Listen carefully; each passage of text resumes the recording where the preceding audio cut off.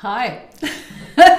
Danny Fleming. And Marcus Collins from MA Properties. Yes. It's a while since we've done this, this is why we're kind of, who's going first? That's why we were in this. So this evening we're going to talk about the Arlington Market Review of 2022. What a year it was. We all have heard all of the doom and gloom headlines and things like this around the country, but it's really important to understand that real estate is local. It's local. You've got to get information and data today and make sense of how it translates to the market that you're in, because what's happening in Nashville isn't what's happening here. What's happening in San Diego isn't what's happening here.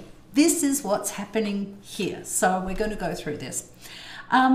So we want to try and make sense of it for you. And this is the reason that we take the time to explain and why we're serious about learning every data point and detail. And obsessive about our markets? Yeah, a little bit. Pretty obsessive about our markets. A little bit, yeah. But this is something that you can do independently yourself as well, because you can find this information all on our website. If you go onto our website, maproperties.com, scroll down to the statistics button, then you'll come and find all sorts of data points, graphs. I mean, what you're seeing at the moment is 6. I think there's something like 18 or something 3 times that, I think. Of different data elements on our website. And each of them has Arlington info and about 50 other different towns as well. So lots of stuff out there. Now, if you live in Arlington, you've probably used to getting the market review that we generate each year. It hits mailboxes by about late January, early February. Yeah. Marcus is working on this right now. Yes. Right now. So as soon as it's finished, it gets to the printers, it's going to be in your mailbox. Although we did send out something just yesterday, I think, of the 2022 home sales that happened in Arlington. So that's in your mailbox, and it's also on our website as well. So let's get into this. Well, what's the agenda for today? First, Marcus is going to cover most of this, but I'm going to chime in every so often. You're not going to sit there like a string. My wife is no swinging violet. So yeah, well, be under no illusions, it will not just be the Marcus show. But he's only just finished the presentation about 5 minutes ago, so I haven't had a chance to see it yet, but I do know what's been happening from an on-the-ground perspective. He's going to cover single-family homes, then the new construction market, condominiums, an analysis of what's going on, and then 2023 predictions. As tough as that's going to be. Yes, that will be a hard one, that will be. So let's kind of jump right into it and see exactly what happened in the single-family home market in 2022. I'm going to get totally confused with 2022 I will point out and when 2023. I will point out when you're wrong. Normally what I mean is 2022 in the first half, and then the second half will be 2022. So let's take a look. First thing to look at is the number of home sales. So the graph you're looking at here, this part of the presentation, and the market review as well, actually. Chock-a-block with graphs. There's a lot more written analysis in the market review. You're getting that as a talk track today. But jam-packed full of these kind of graphs. So what you're seeing here is the number of home sales for the last decade. So we always show the last 10 years. Blue is existing homes. Green is the new construction homes. And then there's kind of slither, it's not very much in Arlington, but that slither of orange colour is the off-market teardowns, which are those homes which never actually come on the market. They're sold directly to builders, and then guess what? They're converted into new construction homes. There isn't that much variability, even throughout COVID, in terms of the number of homes that have sold. That's not true of all towns, that's for sure. There are some towns that saw a wide variation, specifically during COVID. Arlington didn't see very much. A little bit of a bump last year in 2021. You can see 293 existing homes. But we've really come back to business as usual. And if you kind of compare the 2 years, 2022 with 2021, you can see it's kind of just there or thereabouts. So there's no big difference. a slight reduction in the number of homes that sold. This is the number of homes that went under agreement, and you can see they're almost exactly the same. So business as usual, really, in terms of the number of home sales. Let's take a look at a couple of metrics now, which will give us a sense of the strength of the market. First one to look at is days on the market. Pretty straightforward. How long did a home take to sell? It dropped in 2021, and it's kept at that very low level, 15 in 2021, and it rose a little bit, but nothing to worry about here. It dropped to 17 in 2022, so a very low number. What's interesting to point out, though, is that the pre-COVID years of 2019, for instance, quite high days on the market. So from COVID onwards, the days on the market is dropping quite. It's dropped. Yep. And Danny said high. In comparison to other towns, it's not so high. Yeah, Arlington, as you'll see in a minute, is a very strong town. But yeah, certainly higher than we saw over the last couple of years. Now, the other metric we like to look at is the ratio of the sale price to the list price, sale price, list price ratio. And explain. So if a home comes on the market for 700,000 and it sells for 700,000, that's 100% sale price to list price, and so on. If it sells for over 700, clearly it's over 100. Sells for less, it's less than 100. So as you can see here, it bounced around 102, 104%. And when we were giving these presentations in the past, we always said Arlington's a really strong town because it's got a ratio of over 100%. 2021 came along, and woof, all the way from 102 to 109% in 2021. And actually that ratio for the year as a whole was about the same in 2022. But there's a but here. It's in most markets in Massachusetts or in this general area, it's really been a tale of two halves. The first half of 2022 and the last half of 2022. And you'll see that soon. Right, you'll see this in a lot of the information we'll show. You know, as Danny said, as you remember, the mortgage interest rates started to rise quite rapidly, and I'll show you that graph a little bit later on. It rose. June. Right, middle of the year, give or thereabouts, it started to rise, and it rose precipitously. It wasn't a gradual rise; it just went up and up and up, and that had a material impact on the market. The question is, what was the impact? And if you look at this data here, you would say, well, actually not very much. But let's break this down month by month. So what's that ratio for homes that closed in each of these months? And here's this information here. So relatively low in January, no surprise, not many homes sell in January. And then it rose quite dramatically up to 114, 117% in that early half of the year, or first half of the year. Then look what happened in the second half of the year. It dropped, if that's the right word, all the way down to 100. In fact, it dropped below 100% in November. And this is back to what Danny was saying in terms of that tale of two halves. There was the early part of the year where we saw a dramatic rise or strength in the market. This is what this shows. I'll show you prices in a minute. But then that second half of the year, it dropped off, and it dropped off quite and it's quite important. It's quite important to point out that when a home closes, for instance, in July, it probably went under agreement in May or June. When a home closes in August, let's say 108%, it probably went under agreement in June. So you've got to give about a 2-month lag from what's being reported on there. For instance, in November, well, that was around September timeframe that, you know, there was so much there was so much uncertainty because the mortgage interest rates were continuing to climb. Right. People are saying, not really sure about buying in this market, that type of thing. So there's a 2-month lag. That's true. Yeah, I picked the middle of the year just as it's kind of a nice. It was around about when it was happening, and it kind of gives us a nice 6 months. 6 months. More homes sell in the first half of the year than the second half of the year, but. If you move it any further towards the end of the year, then what, of course, you end up doing is you end up with very few sales, which it didn't make sense to do. But clearly, there's a difference there. It's not a gradual drop. It dropped from 117 and then all the way down to 103, 100, 199. So clearly a major drop there, driven by the mortgage interest rates because it's kind of around about when that happened. And the fear of the buyers with mortgage interest rates. It's there you are. Just where are they going? That type of thing.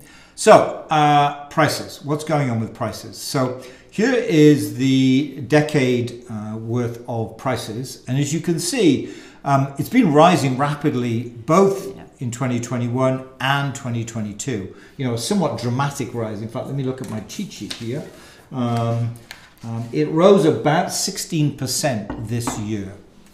But again, let's think about that kind of tale of two halves. Let's break out 2022 into the first half and the second half, which is what I've done here. It's kind of a slightly more transparent blue color. You can see a large rise. In fact, there was a 20% rise in average prices in the first half of 2022, but then it dropped about 7 to 8%, just over 7%, down to about 12% rise for the second half of 2022. Now, which in real numbers is about 100K. Right. Now, remember, even though it was a drop of about just over 7% between the first half and the second half, we still, during that second half of 22, we still managed a 12% rise over the average in 2021. So it dropped, but it didn't drop that much. And you can see that in the data there, that second half of 2022, it's still higher than you can see in 2021. Looking at other towns, that isn't always the case. But we do see this kind of first half, second half of 22 in many, many towns. We do see that kind of drop off. But overall, we've seen a very, very strong market here, even with the high increases in prices, but also the downturn in the market. For those of you who care about medians, here's the median price. I just did all the analysis on the average. You pay your money and take your pick. Here's the median, went from 950 in 2021 to 1.153 in 2022. Again, a relatively steep rise. So clearly a very, very strong market. When you compare the change in median from, say, 2018 to 2019, it really didn't go up much. So, the pandemic years really did increase prices quite dramatically, which is, it makes sense because people were migrating from all over the country, migrating to different areas because of family, lifestyle choices, weather, jobs, you can work from home, all of those types of things really did change our markets quite dramatically. And I think the big picture here, if you like, for the average price in Arlington is, to what extent is Arlington's changing? If you think about, you pick the median, back in 2017, 18, 19, it was basically in the 750, 800 mark. And now we're at almost in 1.1, 1.15. That's a dramatic increase in prices. Add to that, of course, the dramatic increase in mortgage interest rates, and all of a sudden the monthly payments become considerably larger. There's two factors here: high price appreciation, high mortgage interest rates. And to what extent is that certainly not putting a dampener on the market? We saw about 6% less sales this in 2021 versus 2020, which is nothing really. But it hasn't put that much of a damper on the market. But to what extent is the people moving into the town different from perhaps what they were 3 to 4 years ago? And that's kind of a question, something to watch over the next few years as those traditional first-time home buyers, potentially 1.15, 1.2 million, is a little bit out of their price range now. And will that change the demographics, if you like, of Arlington in terms of it being a destination for first-time home buyers? Having said that, it really hasn't had much of an impact on... No, and this is single-family homes too. Correct. So, the first-time home buyers still have the opportunity with condos. Yep, and we'll cover those in a minute. Now, given this high price, we thought it worthwhile looking at what's happening with new construction, because in general, new construction is much more expensive than existing homes. If you think about the average home in Arlington, it's probably built in the 1940s, maybe even 1930s, whereas new construction clearly is 2023 construction. So it's selling for a much higher price. So turning our attention a little bit to new construction, to just see to what extent the number of new construction homes being built is skewing that average to a higher price point. And you'll see some of that coming in here as well. So here's the number of new construction homes in Arlington. Fluctuates quite a lot. Back until about 2015, nobody ever built new construction in Arlington, essentially.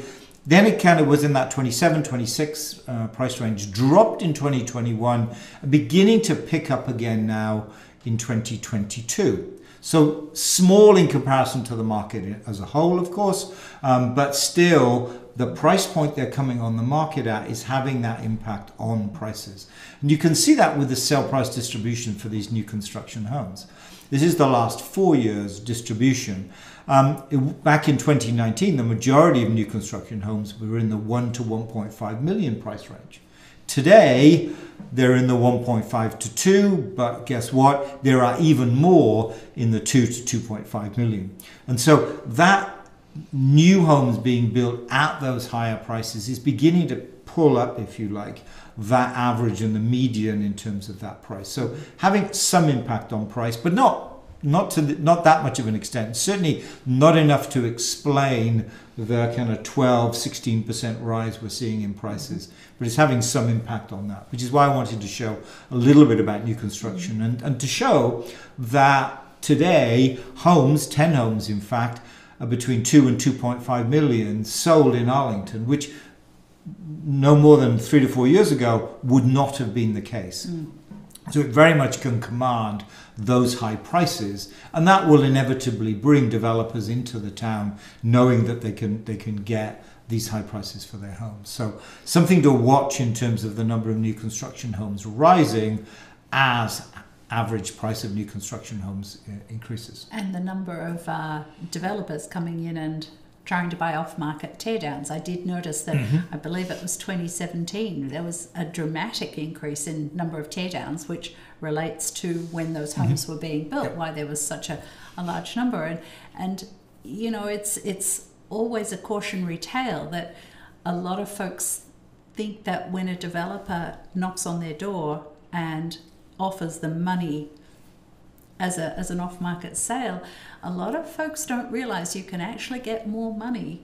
Typically, 95% of the time, you'll get more money bringing your home on the market to a home buyer rather than a developer. But yeah, and I think, you know, that 95 may be on the low side, given what we saw, what 16% rise in price in average prices in Arlington this year, and that's at all price points. It's clearly a very, very popular town at whatever price point buyers can get into. And this is something that, you know, just a plug for something else that we do. We do sellers masterclasses, and we go into showing folks, you know, it's all about education and talking about why teardowns you're not going to get the highest price for your home as a teardown. Absolutely. And I think we'll see that increase. We'll see the pressure of teardowns increase. We may even see the number of teardowns increase. But, you know, looking at the average price increases, say 95% are not, maybe even higher than that, given what we've seen. So that's new construction. Let's have a quick look at condominiums. And maybe not a quick look. Let's have a look at condominiums. Here's the condominium sales.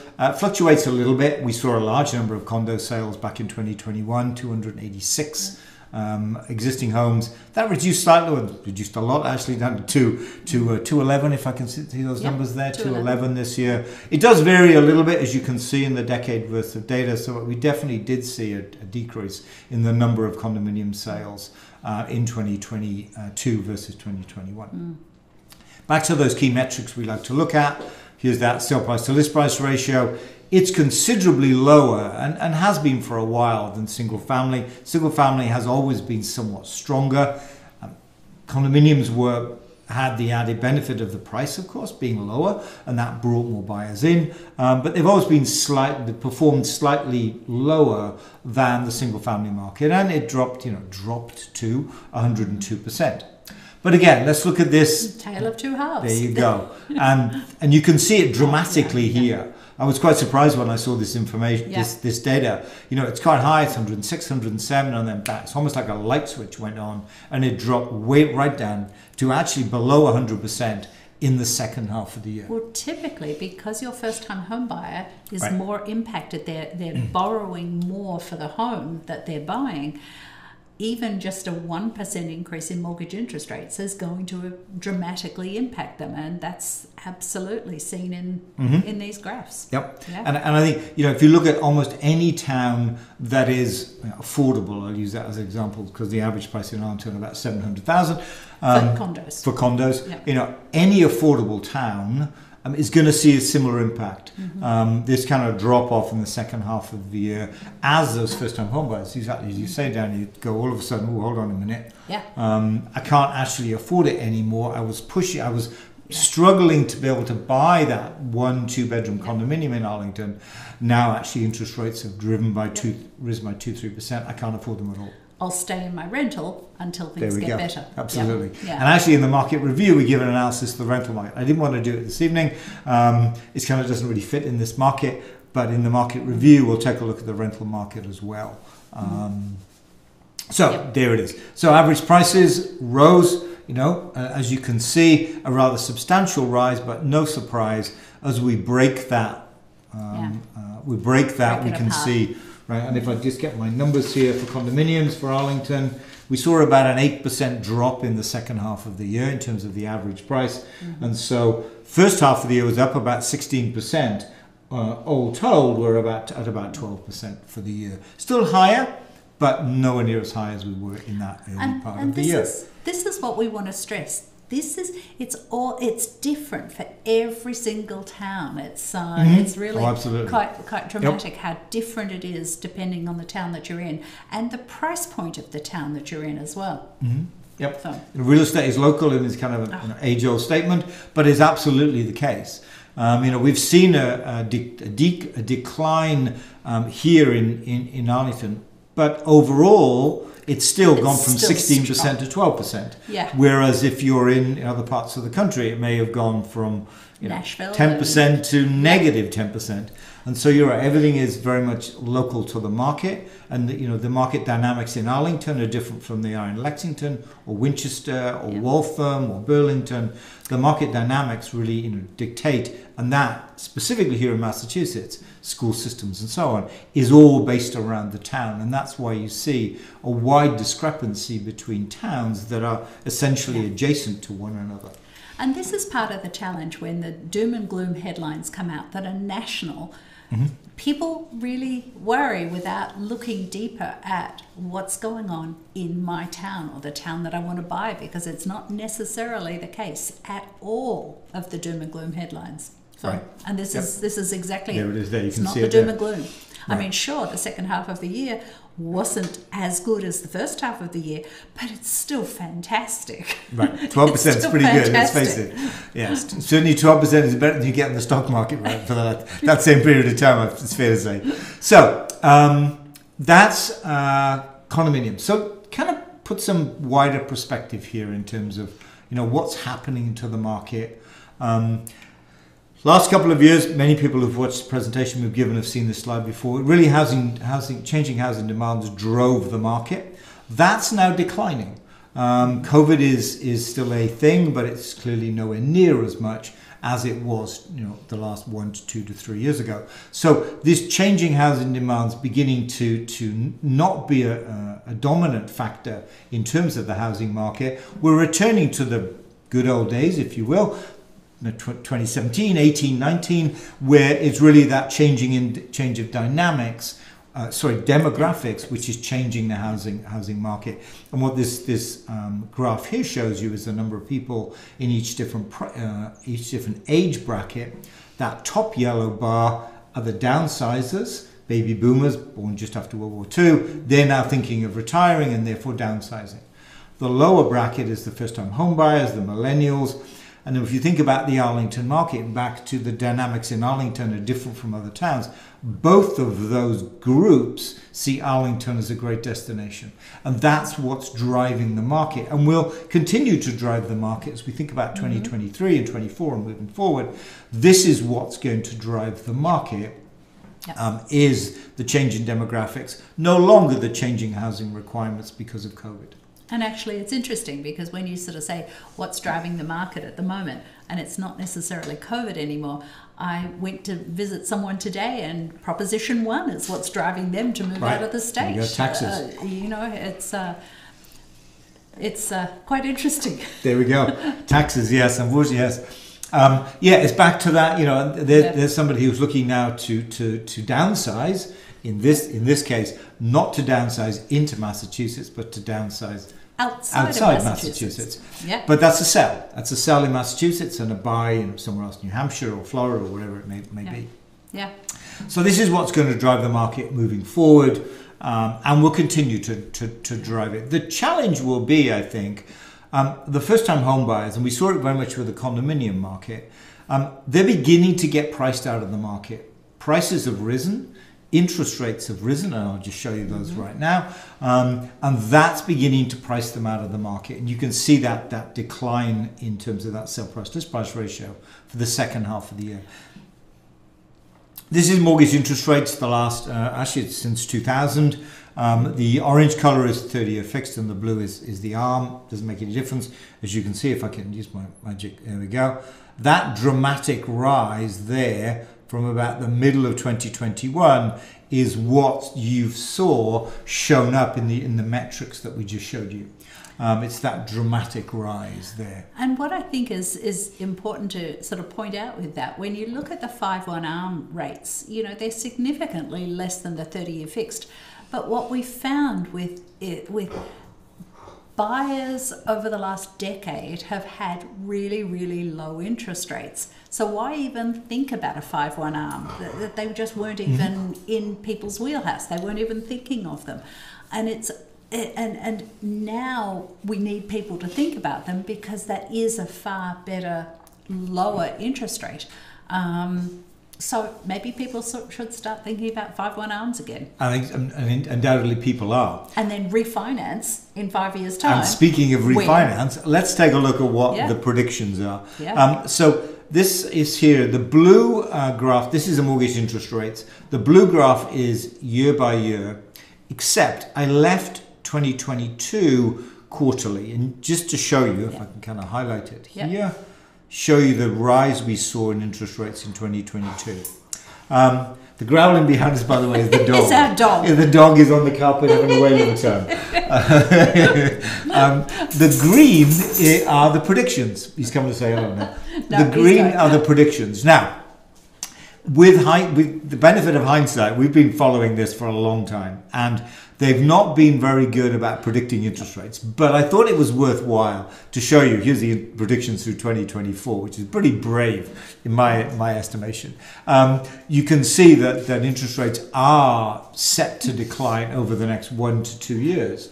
And just as you were saying, maybe now is the time to jump into an ARM, because it's likely when the ARM resets in 5 years, interest rates will be lower. Or if interest rates do get down to those heady numbers of 2.5%, it's a chance to actually move into a 30-year fixed. Yeah. So I think ARM it does make sense today, just because all the predictions, this is the Mortgage Banker Association forecast here, does have interest rates declining over the next few years. But I think it's all about the agents that people are working with need to remind people that those options are there. I know I was helping some sellers and they were buying down in Florida, and they were right when this was happening, and they were talking about the fact that they had to cancel their buy. They needed to get out of it because they just couldn't afford the mortgage anymore, and they hadn't even thought about an ARM because it just wasn't something that anyone's had to think about for many years because of such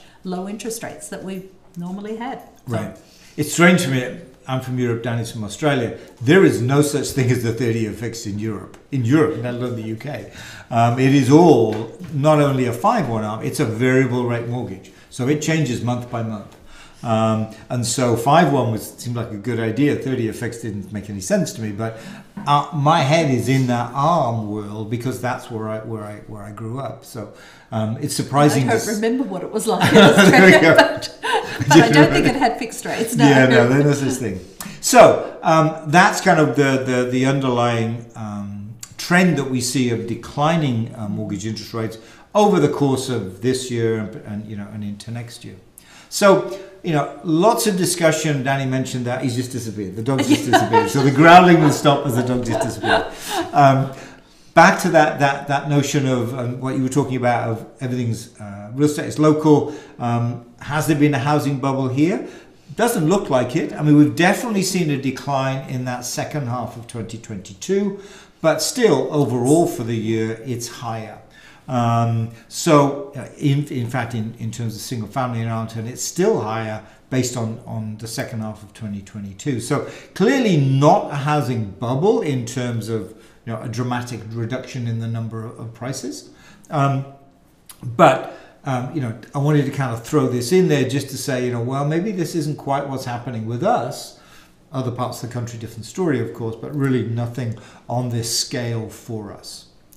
Yeah, we have to be very, very careful because when people talk about housing bubbles, there are so many different factors that were associated with the last housing bubble that just don't come into play now. Right. They just don't come into play. So, part of this is attention-grabbing headlines, perhaps. Reality in different parts of the country, perhaps. Yeah. But certainly not the Arlington market. That's for sure. So, crystal ball. So by the way, we've not actually rehearsed this. We have no idea. Who's going first? Well, part of the thing too is that you'll find analysts all over the country. Half are saying prices are going to go down. Half are saying everything's going to be fine. Nobody has a good handle on what's going on at the moment. I would think the appreciation rate in Arlington is going to drop a little, but prices are not going to go down. It's going to stabilize a little, which, to be honest, it's some of the prices people were paying was insanity, really. People have paid a lot of money sometimes, and it's going to take a few years for them to be able to at least sell the homes for those sorts of prices that they've paid. But I don't believe prices are going to go down. They're going to stabilize, appreciation rate not be the same heady figures that it has been before, because really when you come to it, Arlington is still a really desirable town. It's got really strong fundamentals. The school system is great. It's close to Boston. Everything is a rosy picture in Arlington. So prices, it's still going to be in demand. Okay. What do you think? What do I think? So I'm going to break it single family and condominiums. Yeah. I'm going to break it up that way, I think. Yep. Single family, we've not seen an appreciable rise in the number of home sales and therefore decline in the number of home sales in 2022 or 21. So it's around about the same number of home sales that we've seen previously.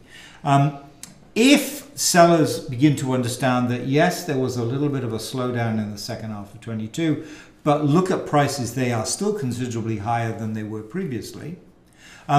There's no damper for sellers putting their homes on the market. A declining price, potentially sellers will think, oh, maybe I'll wait 2 to 3 years. Maybe I'll stay where I am. But there doesn't seem to be, looking at the data, there's no reason why now is not a good time to put your home on the market in Arlington as a seller. But there is a challenge because a lot of people look at the doom and gloom headlines without realizing that it doesn't apply here. The reality is, though, doesn't apply. Right, it's different. No, right. The reality is, if you look at the data, you look at the presentation, look at the data. Don't need to listen to what I say. Just look at the graphs. It is clear that house prices rose even in the second half of 2022. And so there's no impediment to sellers except what they're reading in the Washington Post or the New York Times about the housing market in California to putting their homes on the market. In the single family market, there doesn't seem to be an impediment to buyers buying either. Didn't have that much of an impact. We still saw a strong second half of the year. Not as strong as the first. Those kind of heady days are gone. Average of 117 percent sell price to list price ratio. I think they're fair to say those days are gone. They will not continue into 2023. But even with the high price increases we've seen previously and high mortgage rates, which should decline over the next 1 to 2 years, there's still a large number of buyers buying in the market. Yep. So I think single family will be okay. Yeah, I think appreciation, absolutely, as you said, will not be at the numbers we've seen previously. That's for sure. Even if we carry on at second half of 2022 numbers, it's a moderate increase, certainly higher than most towns around. To put that in perspective, Lexington, for example, saw an average of 3% rise in prices. So we're going to see a much higher rise in Arlington, but clearly not the kind of double digits that we've seen previously. Condominiums is a different story. Looking at the second half of the year, clearly the condo market didn't quite grind to a halt, but pretty close. Condominiums were not selling at the prices. Now, what will that mean? Potentially that sellers of condominiums will stay where they are. So we'll see less condominiums come on the market. Potentially, until interest rates begin to sort themselves out at a much lower level, maybe the buyers will be a little bit reticent or can't afford. So I think we'll see a much slower condominium market than we will single family in 2023. Yep.